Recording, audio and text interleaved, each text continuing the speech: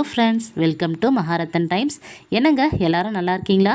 நாங்கள் ரொம்பவே நல்லா இருக்கோம். நீங்களும் உங்கள் வீட்டில் இருக்கிற எல்லாருமே ஹாப்பியாகவும் ஹெல்த்தியாகவும் இருப்பீங்கன்ற நம்பிக்கையோட இன்னைக்கான விழாக்குள்ளே போயிடலாம்.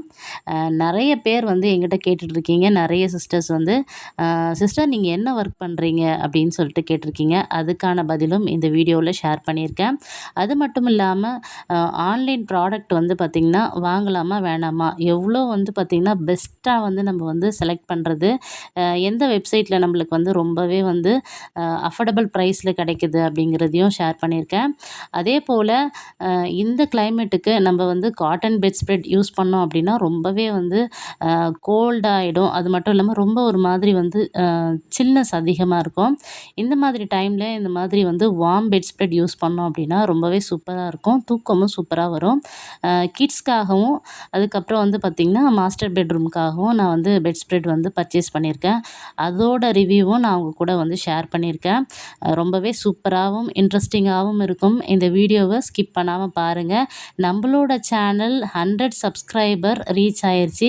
இதுக்கு முழுக்க முழுக்க நீங்கள் மட்டும்தான் காரணம். சப்ஸ்கிரைபர் எல்லாருக்குமே என்னோட மனமார்ந்த நன்றிகள். அது மட்டும் இல்லாமல் வேலைக்கு நான் வந்து மார்னிங் வந்து 8:30க்குள்ளே எப்படி வந்து என்னோடய ஒர்க் எல்லாத்தையும் கம்ப்ளீட் பண்ணிவிட்டு குழந்தைங்களையும் ஸ்கூலுக்கு அனுப்பிட்டு நானும் வேலைக்கு போகிறேன் அப்படிங்கிறதையும் ஒன் பை ஒன்னாக அப்படியே வந்து ஷேர் பண்ணியிருக்கேன். வீடியோவை ஸ்கிப் பண்ணாமல் பாருங்கள். வீடியோ பிடிச்சிருந்ததுன்னா மறக்காமல் சேனலை சப்ஸ்கிரைப் பண்ணிவிட்டு ஃப்ரெண்ட்ஸ் அண்ட் ஃபேமிலிக்கு ஷேர் பண்ணிவிடுங்க. வாங்க வீடியோக்குள்ளே போகலாம். இது தேர்ஸ்டே ஈவினிங் எடுத்துகிட்ருக்கேன். தேர்ஸ்டே ஈவினிங் வந்து பார்த்திங்கன்னா ஸ்கூல்லேருந்து வந்த உடனே இன்றைக்கி வந்து எங்கள் ஊரில் வந்து சந்தை இருந்தது. அதனால் சந்தைக்கு போயிட்டு கொஞ்சம் வந்து வெஜிடபிள்ஸ் எல்லாம் வாங்கிட்டு வந்தாச்சு. அதோட போண்டா கீரை வாங்கிட்டு வரலான்னு சொல்லிட்டு ரொம்ப நாளாக வந்து பார்த்திங்கன்னா யோசிச்சுட்டே இருந்தேன் கீரை போண்டா பண்ணுறதுக்காக. அதனால் வந்து அந்த போண்டா கீரையும் வாங்கிட்டு வந்து அதையும் க்ளீன் பண்ணிவிட்டு கீரை போண்டா போட்டுக்கிட்டு இருக்கேன். கீரை போண்டாலாம் போடணும் அப்படின்னா நம்ம வந்து ரொம்ப நைட் டைமில் சாப்பிட்டோன்னா டைஜஷனுக்கு வந்து பிரச்சனையாயிடும்.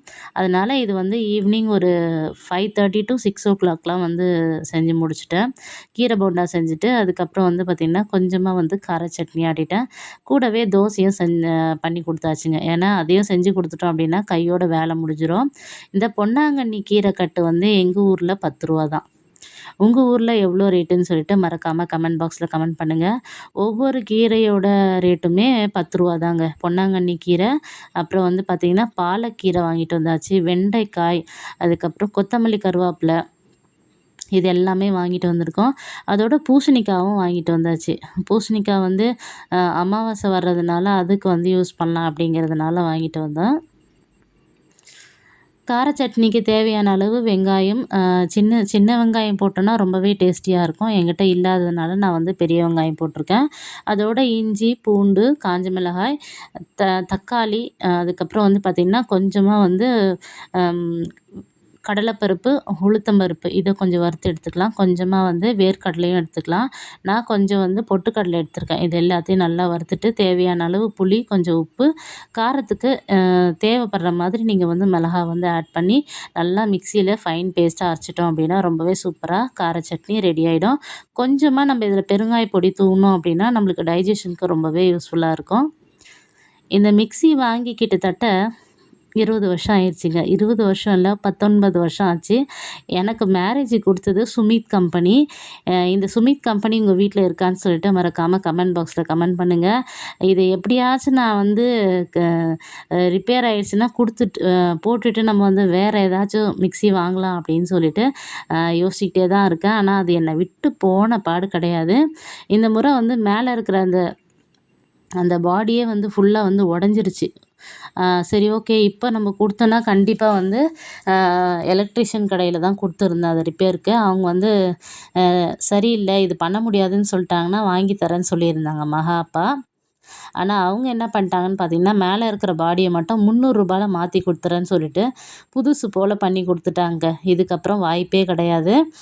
ஏன்னா வந்து ஒரு திங்ஸ் இருக்கிறப்ப நம்ம வந்து இன்னொரு பொருள் வாங்குறது அந்தளவுக்கு வந்து அதாவது மணியும் வேஸ்ட்டு. அது வந்து பார்த்திங்கன்னா, எனக்கு வந்து ப்ரீத்தி ஜோடியாக் வாங்கணும்னு ஆசை. ஆனா மகா அப்பா வந்து 8000 9000 ஆகும். அதெல்லாம் ஒண்ணும் தேவை கிடையாது. இருக்கிற மிக்ஸிய யூஸ் பண்ணிக்கோ. நீ ஆட்டுற அந்த கார சட்னிக்காக, ஒரு சட்னி ஐட்டம்க்காக எதுக்கு நீ தேவையில்லாம ப்ரீத்தி ஜோடியாக் வாங்குற அப்படின்னு சொல்லிட்டு சொன்னாரு. அதுவும் ஓரளவுக்கு கரெக்ட்டா தான் தோணுச்சு.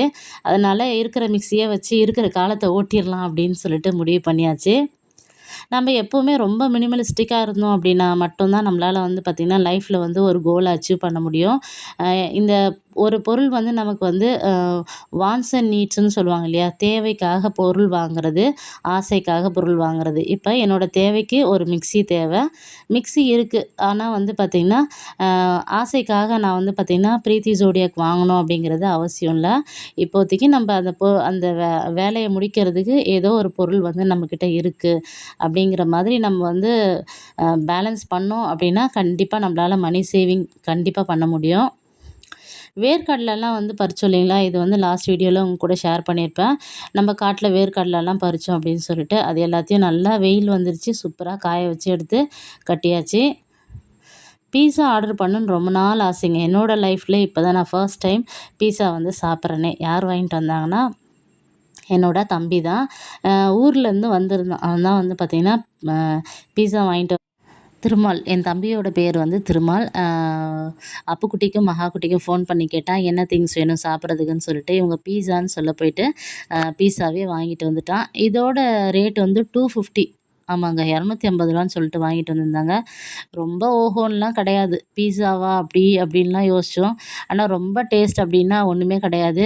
ஏதோ நம்ம வந்து பார்த்திங்கன்னா, ஒரு சீஸ் எல்லாம் நல்லா வந்து பார்த்திங்கன்னா, இது பண்ணி போட்டு ஒரு தோசை மேல எப்படியெல்லாம் மிக்ஸ் பண்ணி பண்ணோம்னா எப்படி இருக்கும், அந்த மாதிரி ஒரு டேஸ்ட் தான். ரொம்ப சூப்பரா இருந்துச்சுன்னும் சொல்ல முடியாது. ரொம்ப நல்லா இல்ல அப்படின்னும் சொல்ல முடியாது. ஓரளவுக்கு ஆவரேஜா இருந்தது. நம்மளோட ஆசை பீஸா சாப்பிடணுன்ற ஆசை நிறைவேறிடுச்சு. இனிமே பீஸா வாங்குவோமா அப்படின்னு பார்த்தீங்கன்னா, பீஸா கண்டிப்பா வாங்கவே மாட்டோம். ஏன்னா அந்த அளவுக்கு டேஸ்ட் ரொம்பவே சூப்பரா இல்ல. நம்ம ரோட்டு கடையில வாங்குற அந்த பப்ஸ் இல்லன்னா வந்து பார்த்திங்கன்னா, இந்த உருளைக்கிழங்கு போண்டா இதில இருக்கிற அந்த ஸ்பைசி வந்து பார்த்திங்கன்னா, அந்த பீஸால வந்து அவ்வளோ இல்லன்னு தான் சொல்ல முடியும். நம்ம வீட்ல மறுநாள் காலையில என்ன செஞ்சுட்ருக்கேன் அப்படின்னு பார்த்தீங்கன்னா, சாதம், முருங்கைக்காய் சாம்பார், ஆம்லேட், அதுக்கப்புறம் வந்து பார்த்திங்கன்னா, ஒரு உருளைக்கிழங்கு பொரியல் பண்ணியாச்சுங்க. இதுதான் வந்து மார்னிங் பிரேக்ஃபாஸ்ட்டுக்கு. கொஞ்சம் எடுத்து பேக் பண்ணிட்டேன். கொஞ்சம் வந்து பார்த்திங்கன்னா, ஹாஸ்பிட்டல் போற வேலை இருக்கு. அதனால ஹாஸ்பிட்டலுக்கு வந்து லஞ்ச் எடுத்துட்டு போலான்னு சொல்லிட்டு. அப்பாவுக்கு கொஞ்சம் உடம்பு முடியல அப்படின்னு சொல்லிட்டு ஹாஸ்பிட்டல்ல அட்மிட் பண்ணி வச்சுருக்கோம். அதனால அம்மா, தம்பி, அப்பாலாம் இருக்கிறாங்க. அதனால அவங்களுக்கு வந்து லஞ்ச் வந்து பேக் பண்ணிட்டேன். இத கொண்டு போயிட்டு அப்படியே ஹாஸ்பிட்டல்ல குடுத்துட்டு மதியானம் வந்து அப்படியே ஸ்கூலுக்கு போயிருவேன். நெறைய சிஸ்டர்ஸ் கேட்டிருக்கீங்க, "அக்கா நீங்க என்ன வேலை பண்றீங்க?" அப்படின்னு சொல்லிட்டு.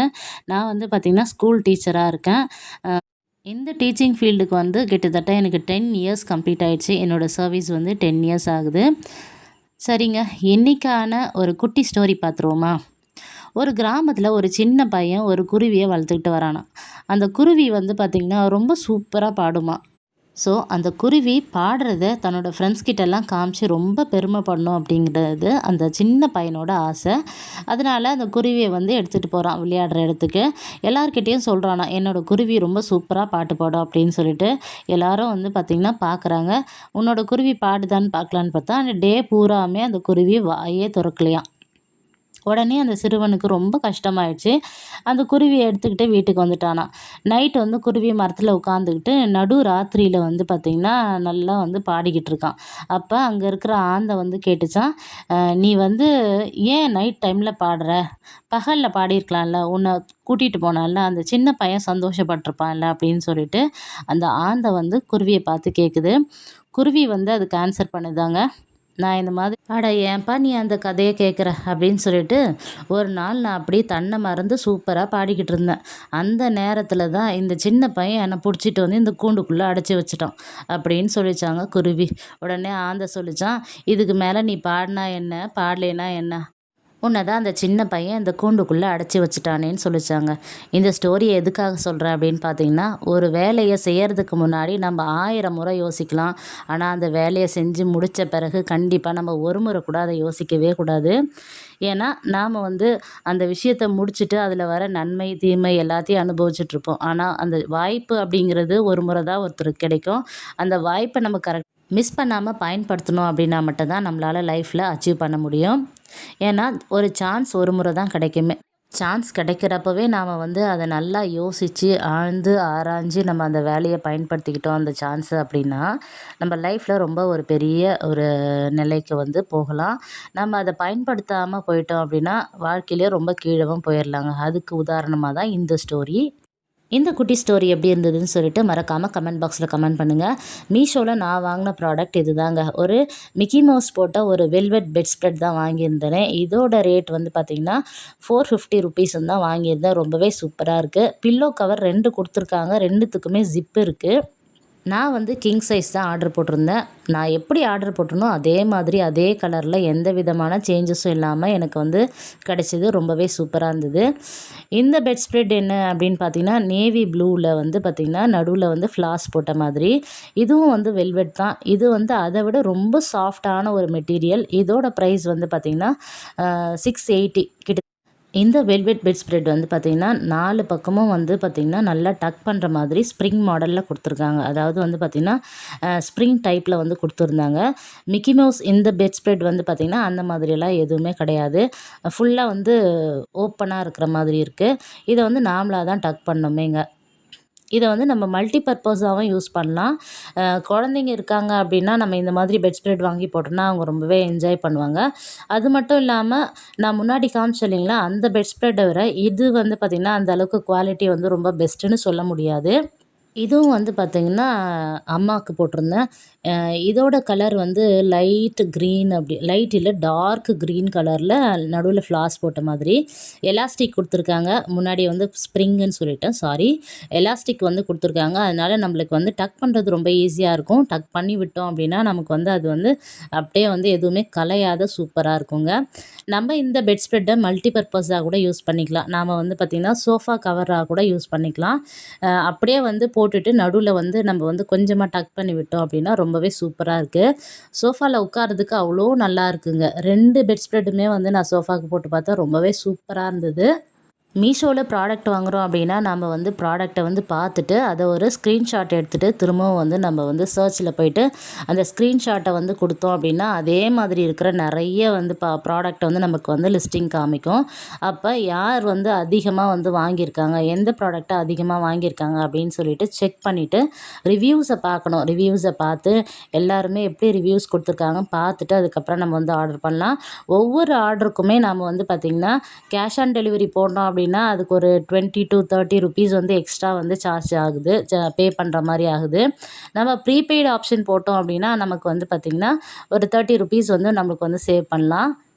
வியாழக்கிழமை நைட்டே பூஜை பாத்திரம்லாம் தேய்ச்சி வச்சாச்சு. வெள்ளிக்கிழமை காலையில் 4:30 மணிக்கெல்லாம் எழுந்திரிச்சு பூஜையெல்லாம் முடிச்சுட்டு லஞ்சு அதுக்கப்புறம் மார்னிங் பிரேக்ஃபாஸ்ட் எல்லாம் முடிச்சுட்டு குழந்தைங்கள ஸ்கூலுக்கு அனுப்பிட்டு நானும் ஸ்கூலுக்கு கிளம்பிட்டேன். இந்த வீடியோ கண்டிப்பாக உங்களுக்கு பிடிச்சிருக்கும்னு நான் நம்புகிறேன். வீடியோ பிடிச்சிருந்தா மறக்காமல் சேனலை சப்ஸ்கிரைப் பண்ணிவிட்டு ஃப்ரெண்ட்ஸ் அண்ட் ஃபேமிலிக்கு ஷேர் பண்ணுங்கள். அடுத்து என்ன வீடியோ வேணும் அப்படின்னு சொல்லிட்டு மறக்காமல் கமெண்ட் பாக்ஸில் கமெண்ட் பண்ணுங்கள். தேங்க்ஸ் ஃபார் வாட்சிங். பாய்.